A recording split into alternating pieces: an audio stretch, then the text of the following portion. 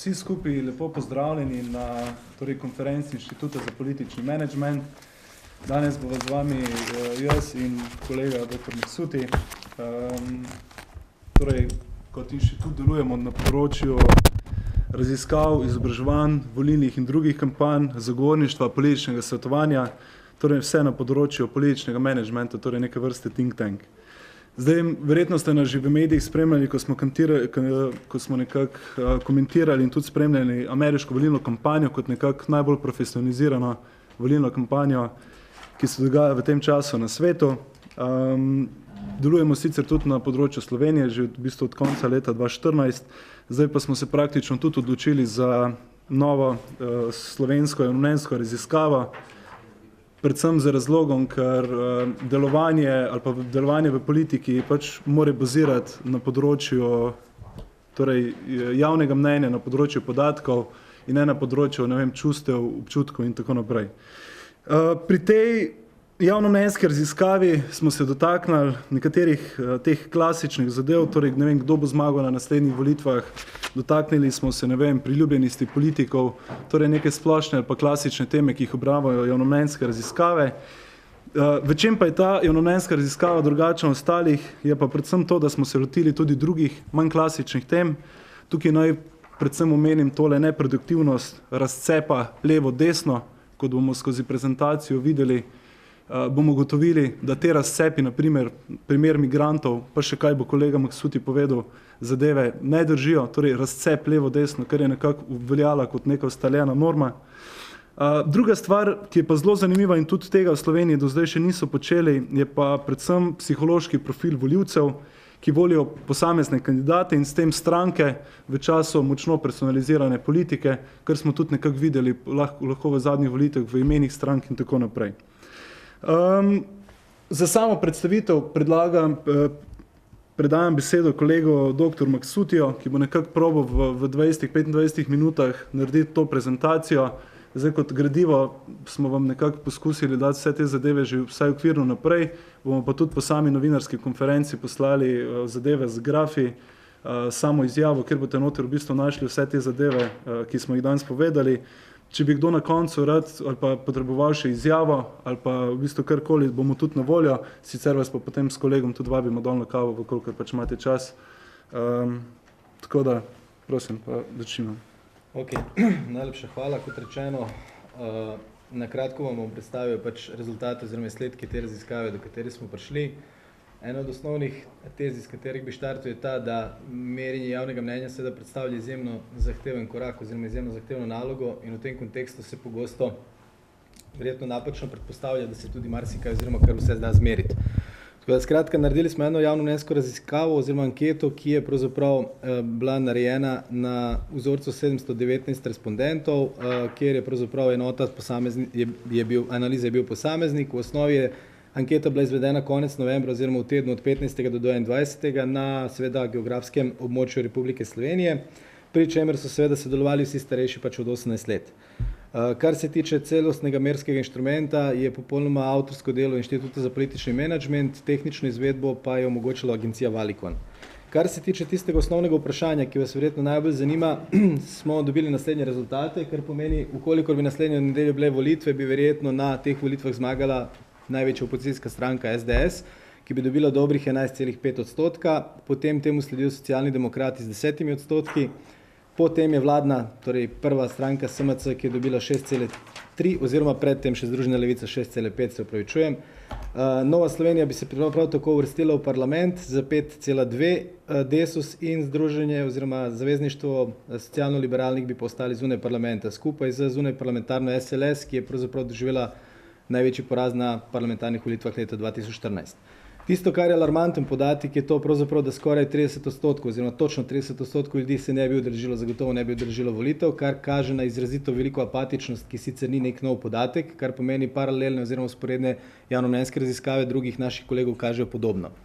V tej osnovi seveda se kaže tudi podatek, da skoraj dobra petina, torej 22,3% ne ve, koga bi volilo, kar pomeni, da v osnovi na podlagi tega arzenala ponudbe, ki je pravzaprav v političnem sistemu, enostavno ne vidijo neko opcijo. Kar pomeni v osnovi ključna ugotovitev, do kateri smo prišli, je, da je nek prostor seveda za potencijalno nagovarjanje oziroma mobilizacijo ljudi, ki pač ne bi šli na volitve in seveda za prepričevanje tistih, ki so še ne prepričani oziroma ki ne vedo, koga bi volili.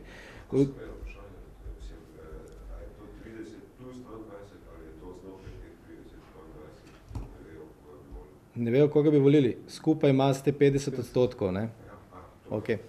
Kar se tiče naklonjenosti politikom, tukaj smo pravzaprav šli podobno, kot druge raziskave prav tako kažejo. V osnovi se je pokazal zelo podoben rezultat. Najbolj priljubljen je seveda predsednik države Borut Pahor, temu, ki je povprečno ceno dobil 3,25 na intervalu od 1 do 5. Zatem je seveda Violeta Bulc kot evropska komisarka, kar je pravzaprav podobno zadnjih nekaj let, kar pomeni pač pozicija evropskega komisarja, ki nekako daleč od neke dnevne politike ostaja zelo popularna. Najbolj nepriljubljen oziroma najmanj priljubljen je pa seveda bil vodja opozicije Janez Janša, ki je dobil najnižjo oceno. Ne. Zdaj, ostali si sledijo na grafu, tako da s tem ne bi več izgubljali časa, pa lahko pač natančno pogledate.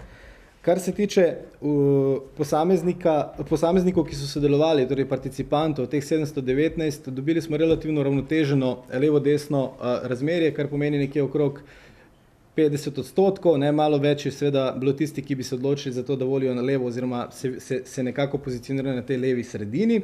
In v osnovi se je tukaj pokazalo, da pravzaprav smo imeli nekako polovico znotraj tega vzorca, ki je seveda bil tak naključno izbran, torej opisano je, kako je sestavljen in kasneje seveda so podatki bili oteženi, kar pomeni, da vsi naslednji korelacijski koeficienti in vse, kar izhaja iz analize, pravzaprav na nek način je popolnoma bilo v nekem varnem okolju analizirano. Kar se je pokazalo, je to v primeru demografskih spremenljivk, tukaj vidite pravzaprav vse to, kar je rdeče, pravzaprav kaže na neobstoj povezanosti.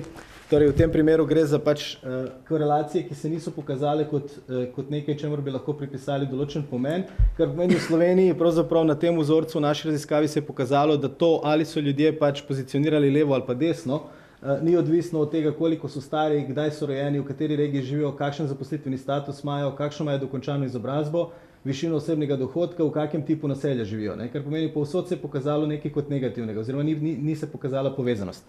V tem kontekstu je to torej prva taka ugotovitev, kjer pravzaprav demografski spremenljivki, ki jim pogosto pripisujemo pomen, na nek način ne predstavljajo indikatorja, ki bi lahko v popolnoma razdelil volilno telo znotraj enodimenzionalnega ideološkega prostora.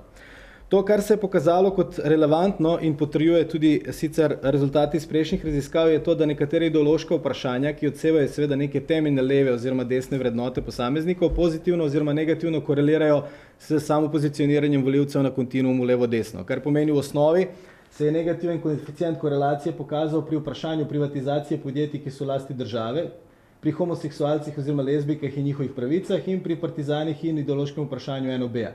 To pomeni seveda negativni koeficient korelacije v tem kontekstu pomeni, da so dejansko tisti, ki bi bolj volili seveda leve stranke, da so pravzaprav manj naklonjeni privatizaciji oziroma so za to, da pravzaprav se jo karakterizira kot škodljivo, so za pravice homoseksualcev in so naklonjeni pravzaprav pozitivni konotaciji NOB-a, ker je koeficient je negativen, kar pomeni, da je dejansko obratno.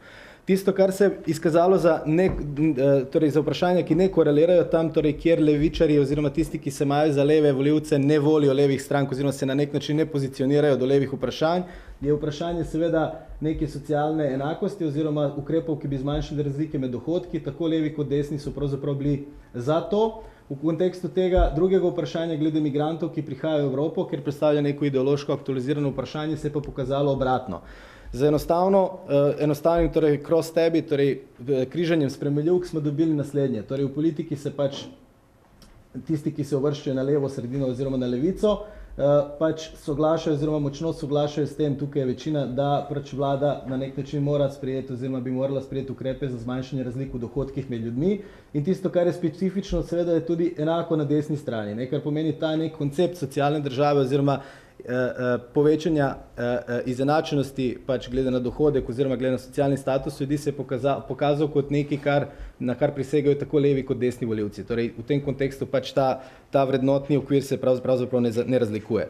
In drugo vprašanje, ki je nekoliko odstopalo in kazalo na to neko neproduktivnost klasičnega razcepa levo-desno je drugo vprašanje, ki se nanaša na seveda na migrante in njihov prehod v Evropo, torej večina se je strinjala, da pravzaprav predstavljajo neko grožnjo in da ne predstavljajo na nek način potencial za gospodarski in družbeni razvoj, kar pomeni, da sploh ljudje ne soglašajo, ne glede na to, so levi ali pa desni, oziroma se pozicionirajo levo ali pa desno, ne soglašajo s tem, da bi ti ljudje pač predstavljali nek potencial in da bi bili pozitivno konotirani v tem kontekstu.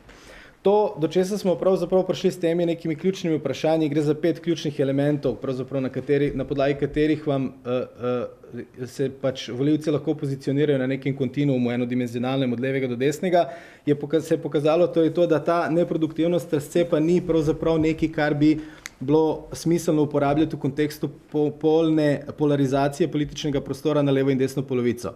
Tukaj sta dva problema. Prvi problem je ta, da znotraj volivcev torej potrebujemo nekaj bolj kompleksnega. Ne? Tukaj je en model, ki pravzaprav te razcepe enodimenzionalne ločuje in jih dejansko poskuša oblikovati, to je samo z ilustracijo. Ne? Pravzaprav na podlagi nekih stališč, na podlagi nekih strukturnih, torej demografskih razlik in institucionalnih. Če nekoliko poenostavim tole, ne, torej posamezen polni razcep je dejansko, torej levičarjev ali pa desničarjev je samo takrat, ko so pravzaprav vsi trije kriterijumi izpolnjeni. Lahko se zgodi, da določeni ljudje pač so, ne vem, enako stari, živijo v ruralnem okolju, imajo tradicionalne vrednote mogoče, ne, pa volijo potem za različne stranke, ne, recimo različne desne stranke. Prav tako se lahko zgodi, da živijo v velikih mestih, ne, da so pač mlajša populacija, da različno gledajo na stališča, volijo pa isto stranko, ne, kar pomeni, da dejansko imajo nek drugačen odnos recimo do nekih perečih vprašanj. Ali pa preprosto, da imajo pravzaprav enak odnos, kar pomeni, da negativno konotirajo recimo priseljevanje v Evropo, volijo pa različne stranke, ki so pravzaprav recimo z levega pola. To, kar pomeni pravzaprav je, da vsaka od teh strukturnih razlik, kar pomeni tako strukturna, institucionalna, kot seveda razlika med stališči, lahko ima pomemben vpliv na to, kdo bo koga volil oziroma katero politično stranko ali pa politiko bi nekdo izbral. Po drugi strani pa seveda tudi to ni neko zagotovilo, da se na podlagi tega potem lahko napove točno 100% volilni rezultat. Vpliv razlik se seveda drastično poveča v primeru, ko so vse tri spremenljivke oziroma vsi tri elementi usklajeni tako, da člani posamezne demografske skupine, ki imajo v principu isto stališče, simpatizirajo isto politično stranko. Takrat govorimo o popolnem razcepu in takšni pravzaprav cleavage oziroma razcepi so nekaj, kar je pravzaprav v celotni Evropi danes preteklost. Ne, predvsem v obdobju medijske demokracije oziroma demokratizacije oziroma mediokracije, kakor je pravijo, pravzaprav, kjer vsebine določene ne predstavljajo več temeljnih klivičev oziroma nekih cepitvenih linij, po kateri bi ljudje glasovali za ene ali pa za druge, je ta situacija popolnoma konfuzna in to ni značilno samo za Slovenijo.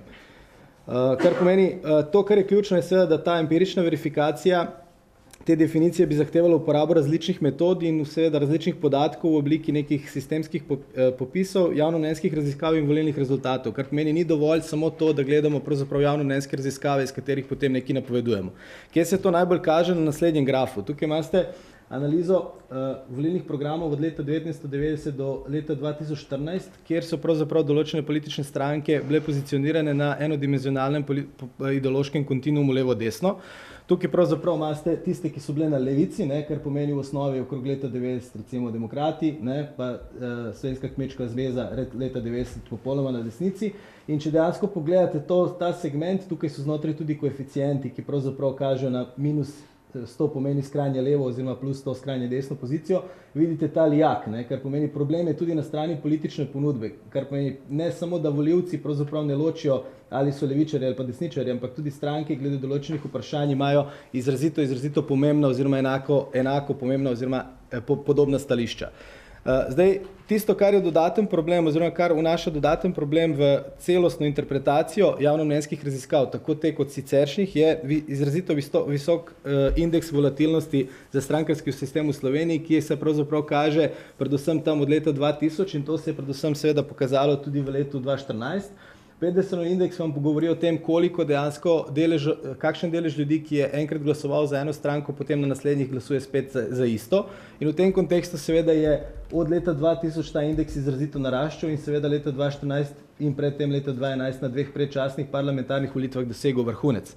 Interpretacija je naslednja, ne, kar pomeni, če je Pedersenov indeks večji od 20%, je to že alarmantno nestabilen politični sistem oziroma strankarski sistem oziroma ponudba v strankarskem sistemu. In v tem kontekstu vidite, da so tukaj pravzaprav zaradi tako imenovanega pojava novih in novejših strank, ne, se pravzaprav to volilno telo na nek način ves čas premikalo od ene stranke k drugi oziroma od stare stranke k novi stranki. Ne. Tisto, kar smo torej ugotovili, je pravzaprav, da podatki kažejo izrazito pisano sliko in je pravzaprav izjemno težko na podlagi izjav volivcev oziroma njihovih stališč karakterizirati, kdo koga voli, ker je na drugi strani tudi tako fluidna ponudba, da pravzaprav niti ne vemo, kdo ponazarja katera stališča. Ne. Zdaj, tukaj seveda bi se lahko interpretacija zavlekla v smer, da praktično vse nove stranke, ki so nastopile, niti niso imeli jasnega programa oziroma niso imeli časa, da bi ga pač predstavili v javnosti, ampak so jih volitve na nek način predčasne prehitele in smo seveda dobili to, kar smo dobili. Ok, kar se tiče tega prvega dela, je torej to, kar smo ugotovili, kar pomeni prvič, zmagala bi največja opozicijska stranka, ostale si sledijo, najbolj priljubljen je predsednik države, ostali sledijo in v tem kontekstu seveda neveljavnost oziroma veljavnost posamezne delitve levo-desno se kaže predvsem v kontekstu nekih eklatantno jasnih vrednot, kot so homoseksualci, NOB in seveda še ena je bila, pa se zdaj ne spomnim več. Kako? NOB. To smo že rekli. NOB, ja. V bistvu pri ekonomskih kriterijih pa pri migrantih se ta razcep ni pokazal, obenem pa seveda opozarjamo na to izrazito visoko volatilnost. Kar se tiče zdaj drugega dela, ki vas verjetno tudi najbolj zanima, poskušali smo se seveda vprašati, kako so posamezni osebnostni profili, psihološki profili oziroma lastnosti posameznikov povezani in njihove vrednote, seveda osnovne človeške, povezane z njihovo volilno izbiro.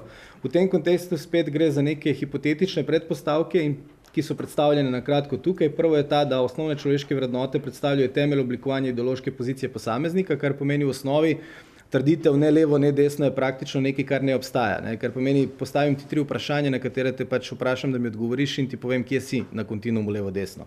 V tem kontekstu seveda je na nek način so vrednote tista temeljna točka polarizacije, na podlagi katerega pač lahko določamo, kam kdo pade.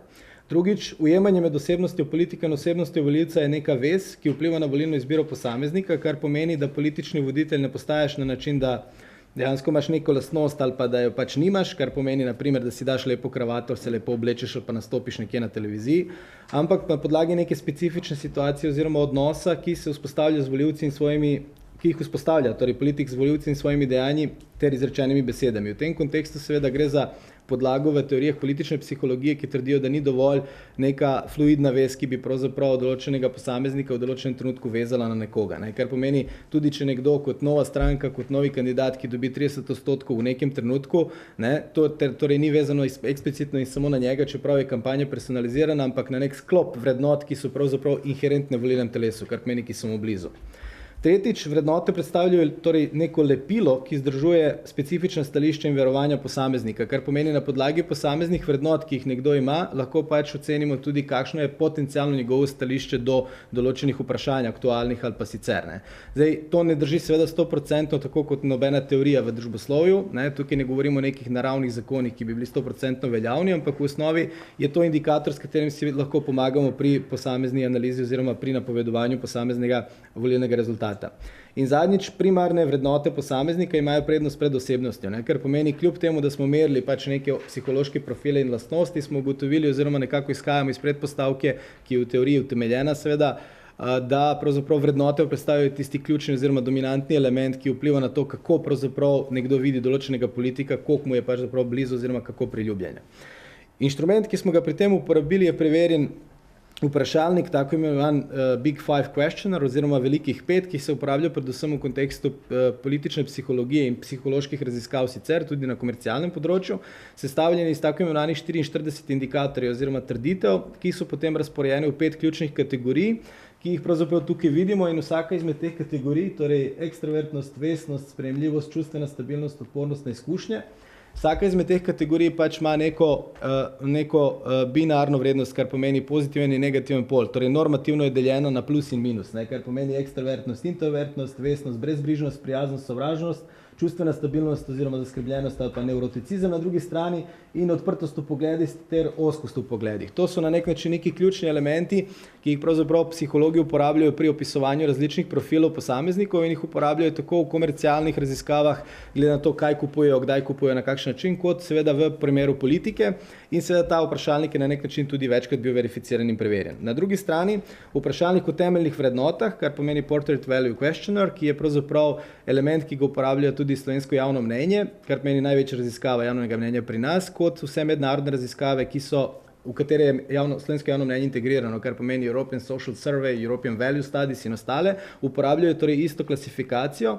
Ta vprašalnik je sestavljen iz 21 indikatorjev, ki so razporejeni v 10 ključnih vrednot, na podlagi katerih seveda potem lahko oblikujemo različne profile posameznika, s kombinacijo tega.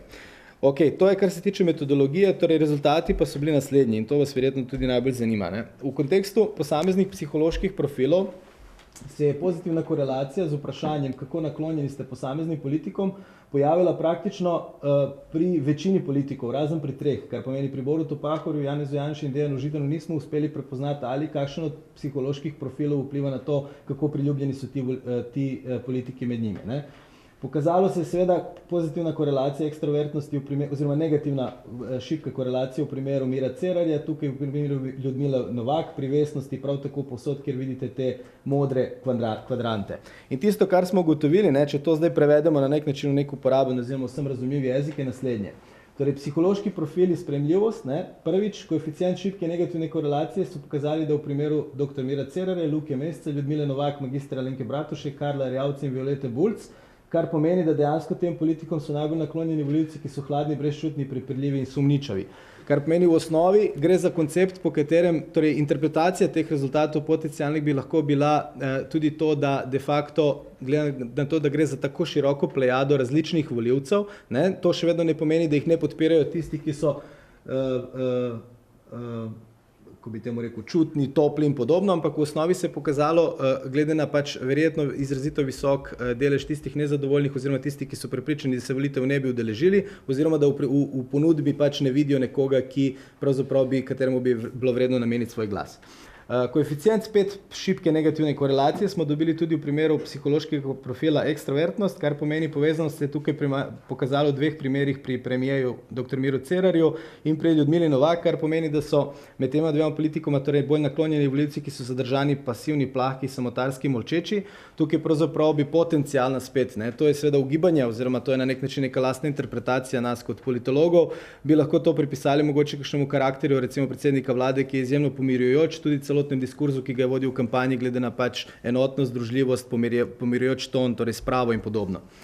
Koeficient šibke, to spet pozitivne korelacije, tokrat pozitivne korelacije, pa smo dobili v primeru psihološkega profila čustvena stabilnost, kar pomeni povezanost je pokazala tukaj v primeru predsednice opozicijske NSI Ljudmile Novak, kar pomeni, da so ji bolj naklonjeni volivci, ki so vedri, odporni za stres, zadovoljni in sproščeni. In tukaj verjetno to korelira oziroma na nek način je interpretacija potencialna vezana na neke konzervativne vrednote, na pač neko varno zavetje pravzaprav konzervativnih vrednot, znotraj katerih pa posamezniki, ki seveda volijo to stranko, tudi sicer nekako živijo. Torej, to so na nek način 3 osnovni elementi, ki so se pokazali. Veliko več oziroma veliko bolj in v tem kontekstu se je eno izmed teh predpostavk oziroma hipotez, iz katerih smo izhajali, pač pokazalo kot pravilna. Veliko bolj zanimive zadeve smo dobili v primeru seveda ključnih temeljnih človeških vrednot, kjer so pravzaprav spet plavi kvadranti pokazali povezanost, zdaj ne vem, ali se tukaj pač vidi, v primeru recimo vrednote radovednost, v primeru seveda Mira Cerarja, Janše in ostalih tukaj. Edina zadeva, ki ni korelirala oziroma kjer nikjer nismo zasledili neke povezanosti med spremljivkami, je bila v primeru predsednika socialnih demokratov, torej Dejana Židana. Tisto, kar smo pravzaprav ugotovili, je naslednje. Varnost kot vrednota je pozitivno korelirala s priljubljenosti predsednika države Boruta Pahorja. Tukaj je korelacija sicer spet pozitivna, vendar šibka, relativno šibka, ampak v osnovi to bi pomenilo naslednje, da bi ga na volitvah podprli volivci, ki jim je pomembno, da živijo v varnem okolju, in volivci, ki želijo močno državo, ki jih bo zaščitila pred vsako grožnjo. Varnost kot vrednota, torej v tem kontekstu Boruta Pahorja, je tudi logična posledica, ker pravzaprav predstavlja nekoga, ki bi naj predstavljal osnovni temelj oziroma nekako moralno funkcijo in moralno figuro v tej državi. Kot vrednota je seveda negativno varnost korelirala s priljubljenostjo Ljudmile Novak in magistra Alenke Bratušek. Ti 2 političarki bi torej na volitvah podprli volivci, ki so antipod volivcem predsednika države Boruta Pahorja, katerim varnost ni primarna človeška vrednota. Tukaj bi interpretacija potencialno lahko šla v smeri, da sta obe kandidatki torej ženskega spola. Seveda, to je spet ugibanje, ampak v osnovi nekako ta vrednotni sistem varnosti, ki se pravzaprav kaže skozi neke indikatorje v tem vprašalniku, nekako namiguje na to. Potem tisto, kar je mogoče dve najboljši ugotovitvi. Prvič, tradicionalnost kot vrednota je pozitivno korelirala s priljubljenostjo vodje opozicije, torej Janeza Janše, sicer gre spet za relativno šibko korelacijsko povezanost, kar pomeni nizek koeficient. Slednjega torej podpirajo volivci, ki živijo skladno z načeli ustaljenih običajev svoje družine in vere, kar pomeni v osnovi pač gre za neko klasično desno sredinsko oziroma desno volilno telo, ki se vede pač po nekih konzervativnih vrednotah in živi skladno z njimi. Nasprotno temu pa so negativni korelacijski koeficienti, torej do njih smo prišli v primeru priljubljenosti, torej vodje oziroma liderja Združene levice Luke Mesca in magistra Alenke Bratušek, ki bi na potencialnih volitvah podprli ljudje oziroma volivci, ki so manj tradicionalni, kar je spet na nek način logično glede na pač pozicijo oziroma nekako stališča in diskurs, ki ga te dva kandidata in politika imata v javnosti. In potem zadnji segment, konformizem, kar pomeni nekako vedenje skladno z nekim pričakovanjem družbe, se je kot pozitivno korelirala s priljubljenostjo predsednika države Boruta Pahorja, kar pomeni tisti, ki ga podpirajo na nek način, tako kot premijeja, v obeh primerih seveda bi lahko rekli, da jo podpirajo tisti, ki se vedejo konformistično, kar pomeni tisti, ki na nek način spoštujejo pravila, govorijo pač skladno z nekimi pričakovanji te družbe, spoštujejo zakone, plačujejo davke, vse ostalo.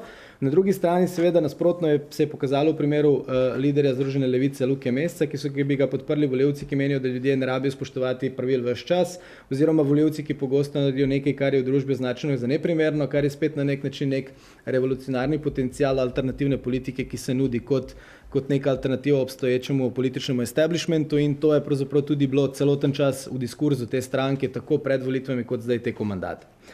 Kar se tiče sklepnih misli, torej ugotovili smo oziroma pridemo lahko čisto do te sklepne misli, prosim, vzamite kot neko izhodišče tudi za razpravo, ker pomeni prvič visoka stopnja volatilnosti kaže na izjemno težko nalogo, torej merjenje javnega mnenja in podajanja točnih ocen o tem, kdo bi koga podprl na kakšen način in v katerih okoliščinah.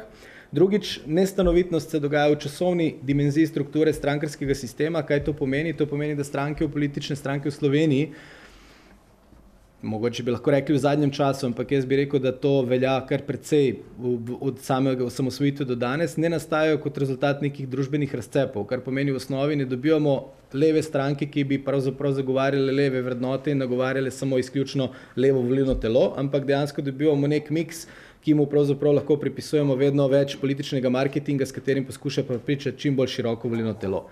In seveda posledice so tako imenovane nove in novejše stranke, nove predvsem kot alternativa obstoječim, potem pa propade v 3 letih pa spet novejše, ki se pravzaprav ponujajo kot alternativa tako imenovanim novim, ki so pred njimi že propadle. In potem neproduktivnost, torej enodimenzionalnega razcepa levo-desno, moramo pač vzeti resno, kar pomeni, da je potrebna nekako operacionalizacija tega pojma klivič kot na polnega in delne razcepe, kar pomeni, da je posamezne elemente potrebno včasih kontekstualizirati. Ključno recimo tukaj oziroma najbolj natančno je to vprašanje o migrantih, kjer pravzaprav ne glede na to, kakšne vrednote gojijo ljudje oziroma kam se pozicionirajo v ideološkem oziroma političnem spektru, pravzaprav imajo nekako enotno vprašanje o tem, koga bi podprli oziroma ali so pač migranti zaželeni oziroma niso ali niso. In še enkrat se je pokazalo seveda to, da so vrednote ključne, kar pomeni v osnovi korelacijski koeficient, in to se kaže tudi v drugih temeljnih raziskavah, recimo v slovenskem javnem mnenju iz leta 2013 sem jaz osebno dobil podobne podatke, se kaže to, da vrednote do neke mere korelirajo z posameznikovimi pač preferencami političnimi in s tem, koga bi potencialno seveda podprl na volitvah. Ok, kar se tiče posameznih elementov od bibliografije, torej tukaj so neke raziskave, na katere smo se sklicevali in odkudar smo pač vzeli neke metodološke in teoretske elemente, ki smo jih pač preverjali v raziskavi, in zaenkrat hvala za pozornost. Ok, toliko kot v bistvu kot predstavitev tega, kar imate pred vami. Zdaj jaz predlagam, da mogoče odpremo debato za kakšna vprašanja, za mogoče kakšne nejasnosti, ker je bilo tako, v bistvu že, ko smo samo to zadevo obravnavali, smo videli, da je nekako robustno, da je ogromno podatkov. Tako da mogoče kakšna vprašanja, mogoče pa ali še komentar. Kakšno mnenje, komentar, sugestija, karkoli. Mene se nekaj zanima, a pri vrednotah ste vi preverjali samo te 3 vrednote, varnost, tradicija, konformizem, ali še več različnih vrednot, ki se pa niso recimo korelirali pri nikomu?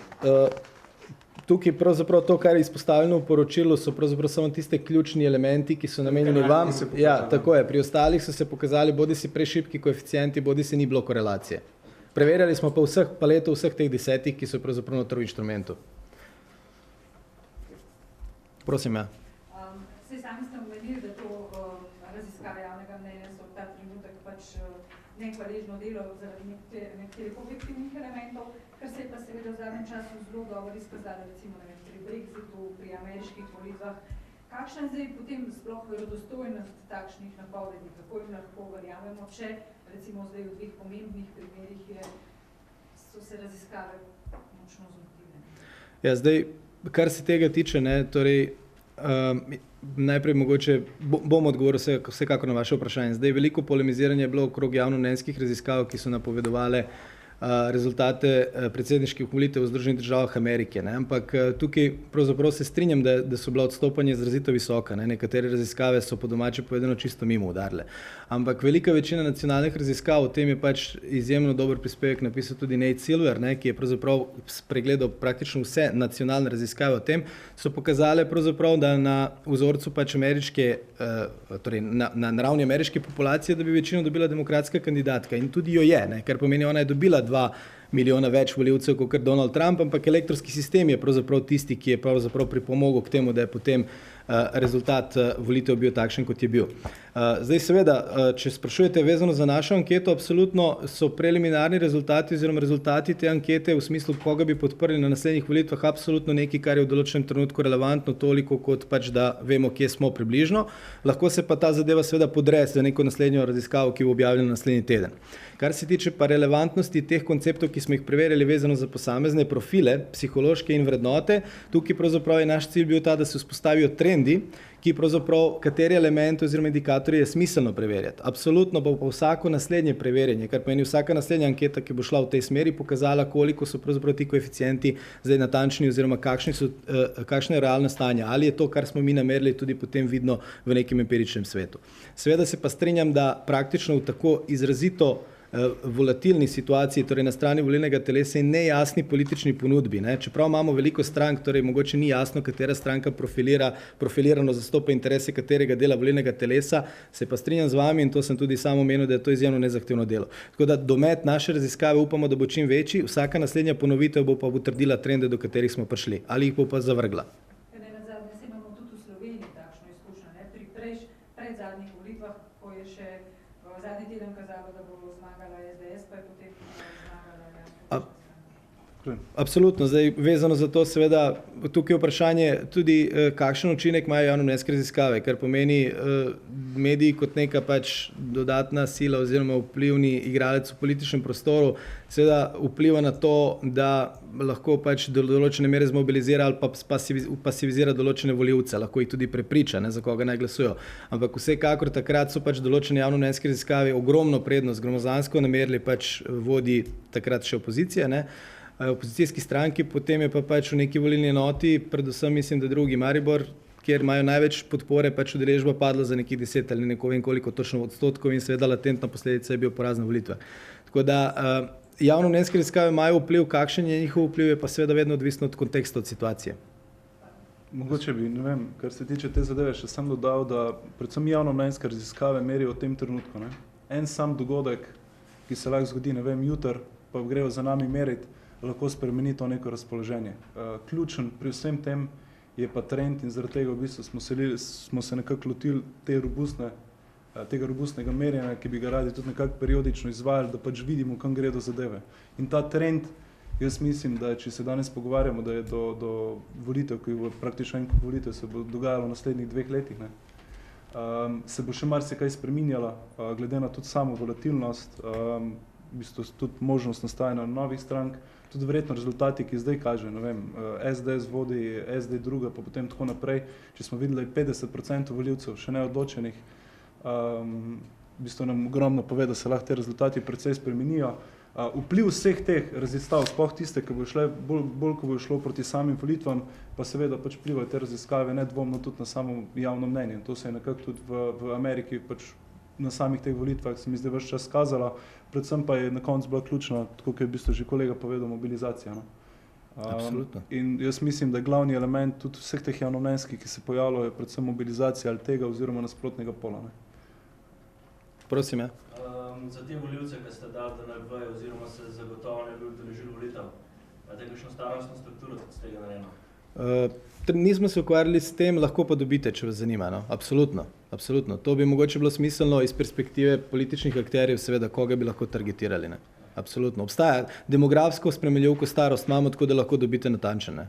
Ja. Verjetno vas zanimajo predvsem mladi, ne?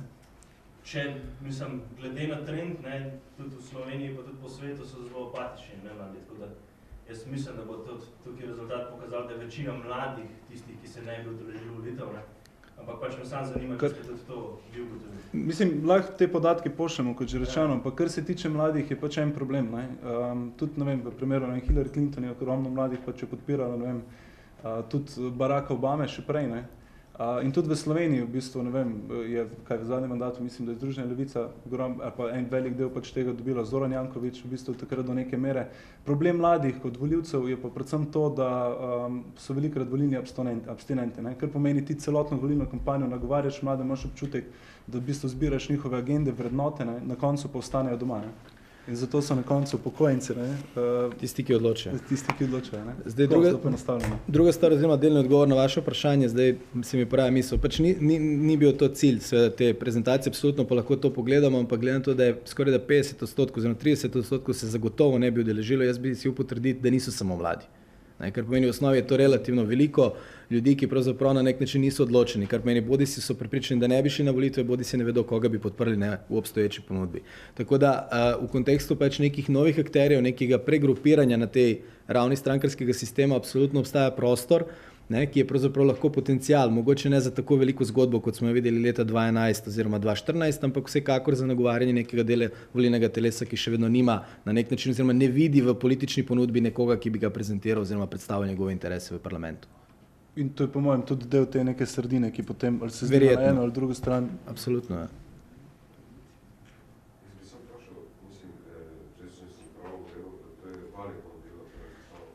Valicon je tehnično izvedel, dejansko zaradi tega, ker je šlo za spletno anketo, kjer pravzaprav imajo ustaljeno bazo respondentov, ki smo jih pravzaprav zajeli na ta način.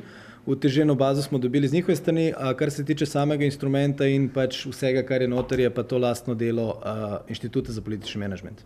Kakšni mogoče čilapo inštitutu sam nekaj povedati, nastavlja 2014, če se bo ukvarjalo? Ja, poglejte, sej osnovna ideja je bila, ali pa nekako izhaja z nekak področja profesionalizacije politike, skratka, da se v bistvu tudi na področju, pa rečemo zdaj, da v zadnjem letu pa pol, ki delujemo, nekako v bistvu vidimo, da na tem področju je ogromno PR-ovcev aktivnih, ne vem, ogromno je posameznih agencij, ki določene stvari merijo. Mi smo pač nekako ugotovili, da obstaja prostor za think tank na tem področju in smo se na ta način potem tudi lotili zadeve in naš integralni del je v bistvu delo na podatkih, raziskave, analitika. In na podlagi vseh teh zadev potem tudi komuniciramo oziroma pomagamo v različnih aplikativnih političnih procesih. Cilj je pa absolutno nasloviti to nišo, ki je pač v Sloveniji nekako je še zelo odprta in nekako imamo tu zelo pozitivne odzive tudi zaradi tega. Ja, če boste pogledali tudi na spletno stran inštituta, gor imate opredeljenih 5 ključnih aktivnosti, ki jih pač izvajamo, kar pomeni v osnovi poleg nekih komercialnih oziroma naročniških, ker pač ponujamo svoje storitve kot nekaj, kar pač, kot je rekel kolega, poskušamo profesionalno izvajati. Imamo omenjeno tudi izobraževanje, kar pomeni v osnovi na nek način smo tudi družbeno aktivni in s temi pač anketami na nek način bolj kot ne in drugimi raziskavami, ki jih delamo, poskušamo nekako priti v javni prostor in odpreti nekatero vprašanje, za katere menimo, da so relevantna. Tako da mogoče to, kar je prej kolegica tudi omenila, apropo teh rezultatov, ki smo jih predstavili, mogoče na tem prvem grafu, je mogoče tudi ključno vprašanje v tem kontekstu ni to, kdo bo zmagal oziroma na kakšen način, ampak na kakšnem stanju oziroma na kakšni ravni je danes recimo rečemo temu poenostavljeno slovenska demokracija oziroma to, kar pravzaprav živimo na nek način v političnem prostoru. To, kar je kolega omenil glede mladih oziroma glede apatičnosti volilne, je seveda nek drugo vprašanje, ki ga bi bilo potrebno odpreti, tako da tukaj pravzaprav v kontekstu tega s kolegom sva oba politologa pač izhajava iz tega, da pravzaprav poleg nekih pač storitvenih dejavnosti ponujamo tudi nekaj, kar je izjemno družbeno koristnega in seveda poskušamo organizirati čim več različnih dogodkov oziroma se udeleževati tudi z različnimi kolegi, ki pravzaprav delajo v isti branži kot mi. Prosim. Glede na to zelo visoko volatilnost, nekaj meriti, ki narašča In na drugi strani, če to povežemo z tole neizdiferenciranostjo politične ponudbe, ne, ali to napoveduje scenarij za naslednje volitve, po katerem podoben za prejšnje, kar pomeni nastanek nove stranke v roku, ne vem, pol leta, predvidno kaj takšnega in potem zmaga takšne stranke, je mogoče, mislim, kakšno verjetnost je mogoče tak scenarij napovedati? Jaz mislim, da kar se tiče napovedovanja novih strank, jaz mislim, da ta zadeva, ali pa bom rekel tudi ta raziskava, ki kaže to volatilnost in tudi, ne vem, kolega je pokazal prej v časovni perspektivi to volatilnost volilnega telesa, jaz mislim, da absolutno napoveduje, da je prostor. Zdaj bojo zdaj te volivce zasedle stranke, ki že zdaj obstajajo, pa se bojo v bistvu identificirali z njimi, ali bo se nastal prostor za nove stranke. Jaz mislim, da nove stranke v Sloveniji že tako ali tako nastajajo, ne? In jaz mislim, da ta prostor tudi vsi skupaj pač iščejo. Jaz bi tudi rekel, da ta visoka volatilnost se verjetno tudi kaže na ravni tega, da je SMC podpora relativno erodirala, ne?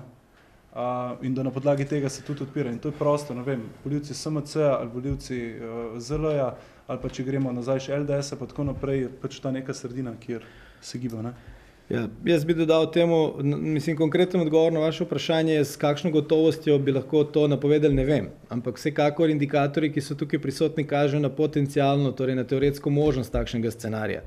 Zdaj, bolj kot to, na podlagi česa se volivci odločajo vprašanje, kaj se bo zgodilo v prostoru na strani politične ponudbe, ne? Kar pomeni, ali se bo dejansko v Sloveniji zgodilo to, da bo na nek način neka nova stranka spet poskušala pobrati neke razočarane volivce. Ne. Zdaj, leta 2011 se je to zgodilo, kot neki antipod seveda desnemu polu se je pojavil nekdo, ne. Leta 2014 smo dobili pač na nek način klasično zelo, ko bi temu rekel, single issue zadevo in kampanjo, ne, kar pomeni, na eni strani imate koruptivne stare, na eni strani neko novo poštenost, moralnost in podobno, ki sicer je bila takšna, kot je bila. Zdaj sicer je to normalno, seveda, da v neki polovici mandata oziroma proti koncu prve faze, prve polovice mandata vladni stranki pač podpora upada in vprašanje seveda veliko je, kaj se bo znotraj največje stranke tudi dogajalo. Ne? Ukoliko recimo tam pride do razkola, vidim največji možni scenarij, da se potem to tudi uresniči. To je pač nekako moje osebno mnenje. Ne?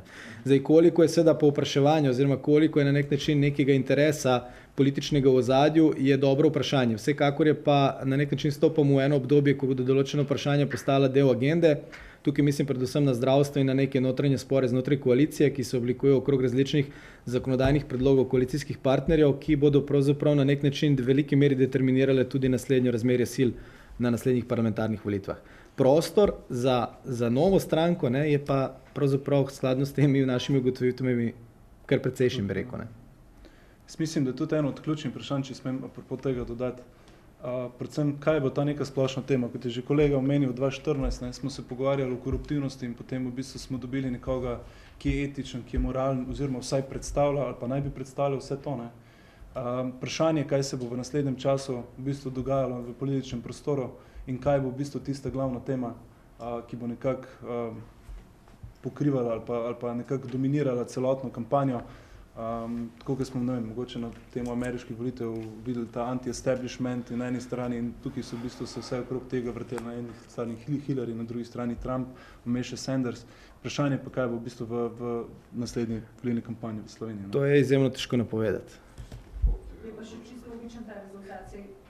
Tiste trenutek, ko se zdi, da so volitve še daleč, ljudje še ne opredeljujejo. V bistvu je pač se ta odstotek se vedno, ko se bližajo volitve, se zvišuje opredeljenih in tistih, ki bi šli na volitve. Absolutno, se v bistvu je v končni fazi tudi povezano s tem, kaj stranke oziroma tisti, ki se ponujajo kot akteri ponujajo, ne, ker pomeni vnaprej ne moremo vedeti. Vsekakor pa je ta vzorec, ki se je dvakrat pokazal kot relevanten v Sloveniji, je to, da pravzaprav torej to, da pride neka nova stranka, torej profiliran kandidat, ki se bo pojavil, pač, ki se pojavlja kot neki, lahko bi rekli temu neka alternativna rešitev, mora biti skladen z nekimi prevladujočimi vrednotami v Sloveniji. No, v tem kontekstu smo na nek način tukaj, mislim, da je stroka pač popolnoma se strinjamo, ne, da pravzaprav je na nek način volilno telo nekoliko bolj nagnjeno v neko levo sredino, kakor pač neko desno stran. Ne. Špekulacijo veliko. Če predvidevamo, recimo, da bodo prve naslednje volitve predsedniške in zdaj tukaj so ti rezultati pokazali, kar so, kakšen kandidat mora priti, da bo res, kakšen profil kandidata, da bo resen proti kandidat bo odpad?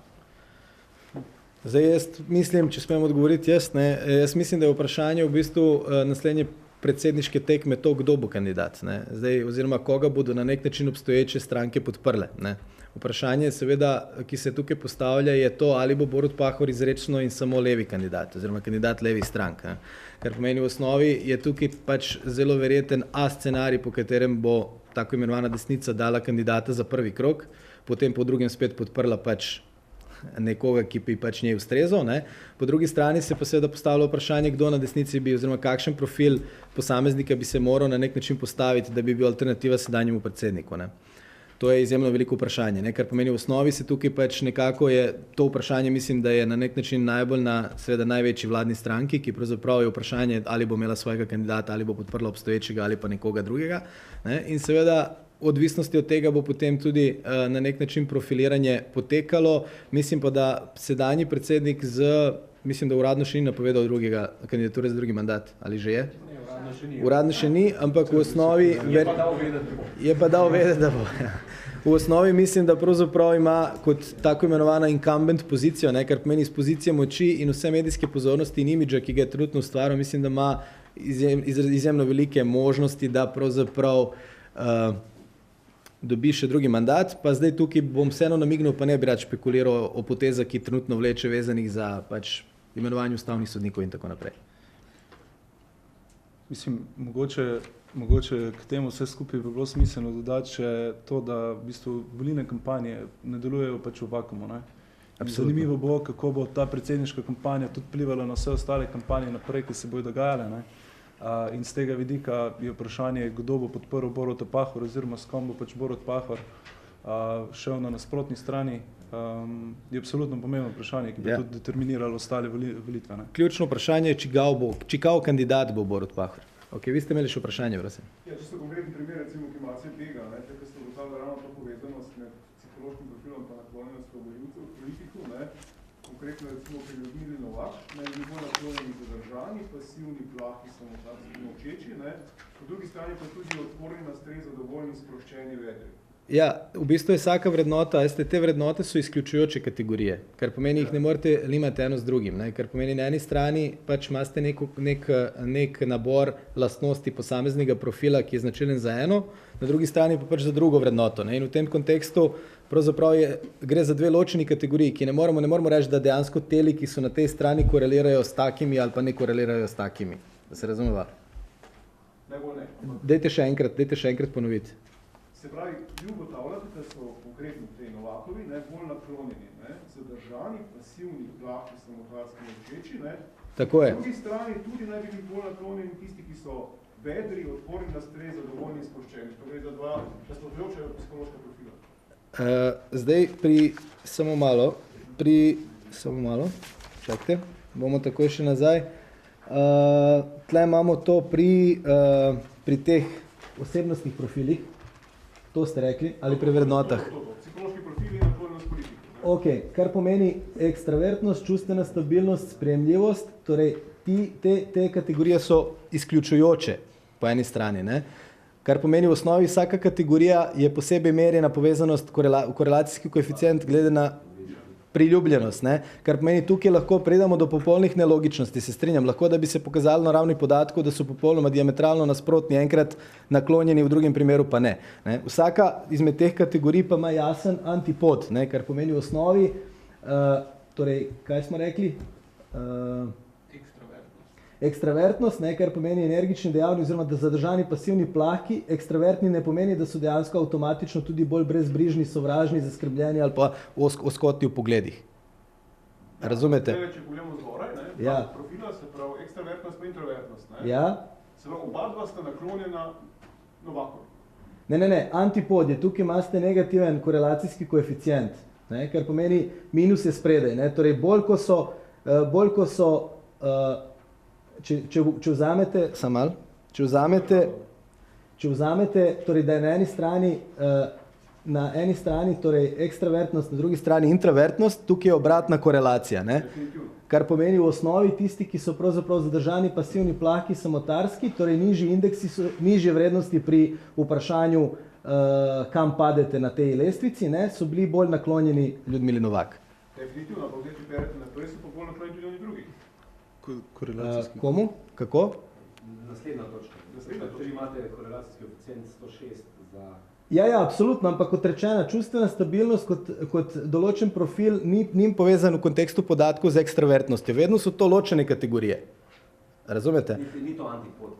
Ni to antipod ekstravertnosti, točno tako. Kar pomeni v osnovi, zdaj tle pri čustveni stabilnosti, recimo, konkretno vprašanja pač lahko pogledamo v tem vprašalniku, ampak v osnovi tisti, ki so bolj vedri, odporni za stres, zadovoljni, sproščeni, moja potencijalna interpretacija bi bila za ljudi, ki imajo jasne konzervativne desne vrednote in da so zaradi tega taki. Ampak to je moja interpretacija osebno. S tem, da posamezno spremenljivko smo pač vezali vedno na rezultat ločeno, kar pomeni vsaka spremenljivka je vezana na indikator, kako priljubljeni ste, ni pa povezanosti med njimi. Ne? Seveda, kombiniranje teh posameznih profilov je pa nekaj, kar bi bilo izrazito težko. Ne? Kar pomeni, če bi želeli ugotoviti, kdo, ki je pač bolj ekstraverten, manj vesten, pa bolj sprejemljiv, ne? Kdo pravzaprav podpira kakega. Ampak mislim, da je to praktično nemogoče zmeriti, če mene vprašate. Imate pa tudi ful zanimiv visok delež ZL-ja, ne? Mi vsi, ki imamo druge ankete, pa so telefonske, ZL recimo... To mislite tle pri... Komaj zaznamo, pa imajo občutno nižjo, ne? Tle pa spletna anketa, ne? Ma pa ZL recimo več kot SMC, ne? To je kar zanimivo, ne? Kot rečeno, zdaj jaz bi dejansko se tukaj priključil temu mnenju, ki ga je kolegica rekla, oziroma njenemu vprašanju, ne? Ker pomeni vprašanje je, koliko pravzaprav v določenem trenutku, v določena situacija vpliva na to, ne? Zdaj, kar se tiče reprezentativnosti, popolnoma, kot rečeno, so podatki bili po zaključku seveda anketiranja dodatno oteženi glede na starost, spol in regijo. Cilj je bil pač zagotavljanje večje reprezentativnosti, to je pa pač zadeva, ki smo jo mi dobili na nek način. Ne? Seveda to še vedno ne pomeni, kot je rekel kolega, da naslednji teden ne bi lahko merili nekaj več oziroma nekaj manj zaradi tega, ker dejansko je pravzaprav neka klima taka, da se indikatorji kažejo predvsem v kontekstu edino največje opozicijske. Tukaj mislim, da smo skladni tudi s tem, kar je v nedeljo pravzaprav namerila Nina Media. Koliko je napaka, koliko je napaka? Ne vem. Mislim, to je pač mnenje ljudi, ki so pravzaprav 719 anketiranih, to so pač povedali, kakšna je napaka. Najboljše bi bilo seveda 100% oziroma najmanjša napaka bi bila, če bi na ravni populaciji izmerili, koga bodo volili. Verjetno se da, ampak ne vem, kaj s tem dobimo. Zdaj, gre za relativno... Ja, gre za relativno majhen vzorec, ne, ki pravzaprav niti ni bil, ker ni bil cilj pač preverjanje, kdo bi pač zmagal na naslednjih volitvah, ampak v osnovi gre za otežen vzorec, ki smo ga predvsem uporabili v kontekstu tega drugega dela, kjer smo poskušali korelacije izmeriti med posameznimi spremenljivkami. Tako da to je bil celoten fokus raziskave in v tem kontekstu je tole samo meritev bila izvedena in to prvo vprašanje čisto zaradi zanimivosti in zaradi tega, da pač imamo jasno odvisno spremenljivko, ki smo jo uporabljali kasneje pri interpretacijah. Predlevo desno, ne? Ja. Še kakšno vprašanje? Ukvarjali ste se seveda samo s tistimi, ki so se opredelili, da na volitve poboljši. Tako je. Po vseh teh anketah in po vsem celoletnem preverjanju javnomnenjskih raziskav je seveda najbolj zanimiv podatek. 52%, torej več kot polovica ljudi ne bi šlo na volišča ali pa se ne bi odločil, oziroma ne vedo, za koga bi se odločili. Glede na to, da je šlo za spletno anketo, si predstavljam, da v tistem trenutku, ko je nekdo odkljukal, označil, da ne ve, koga bi volil, oziroma da ne bi šel na volišče, se je ta anketa zaključila. Nadaljnjih vprašanj o njegovem profilu teh volivcev? Ne, so bili vključeni, tako je. To je dejansko vse to, kar govori o vezanosti na korelacijo, pa na priljubljenost politiko, govorili so vsi tisti, ki pravzaprav računali smo, torej predpostavke, s katere smo izhajali, je to, da poznajo, kdo so ti ljudje. Ker pomeni v osnovi smo vzeli za to pomembno vprašanje, ki sva ga imela pred debate, zakaj recimo Tanja Fajon kot evropska poslanka ni bila noter. Potrudili smo se vzeti predstavniki vseh parlamentarnih strank, zunaj parlamentarne SLS in seveda predsednika države in evropsko komisarko. Kar pomeni v osnovi predsednika parlamenta smo kot funkcijo spustili prav zaradi tega, ker je premijer prihaja iz iste stranke. Tako da vsi so odgovarjali potem kasneje, absolutno. Tako da verjetno bi bili veliko bolj prefinjeni rezultati, če bi imeli veliko večji vzorec, plus da bi dejansko izključili tiste, ki ne vedo, da jih več ne bi spraševali. Ampak v osnovi spet gre za dve izključujoči kategoriji, kar pomeni tudi, če ne bom volil oziroma ne bi volil potencialno za stranko SLS, še vedno lahko nekaj vem pač o njenem predsedniku ali po nekem politiku, ki je predsednik države. Ne? To potem, ko ste zapisali, da je pred vrati državnega zbora ostala ESO, tudi ne drži, ker v bistvu potem te rezultate treba pomnožiti kar 2, če je 50-stotna abstinenca. Ja, ne moš reči na podlagi tega, da bo ostal zunaj parlamenta, ne, ker štejejo. Absolutno. To je bila moja dikcija, je zapisano noter. Ja. Bomo popravili, ok. Kar pomeni, ok, ampak vi v osnovi imate pač vzorec, na podlagi katerega smo mi merili, kar pomeni v osnovi, če bi bila slika pač volitev taka, ne, bi se zgodilo to. Ne. Zdaj vprašanje je seveda, kakšna razmerja bi se pokazala glede na volilno udeležbo. Se strinjam, absolutno. Tukaj je 50% voljivcev, ne?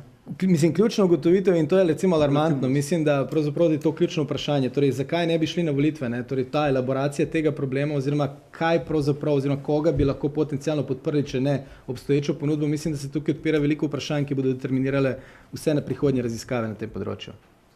Ne. Ne. Ok, še kaj? To je to. V redu, najlepša hvala. Hvala.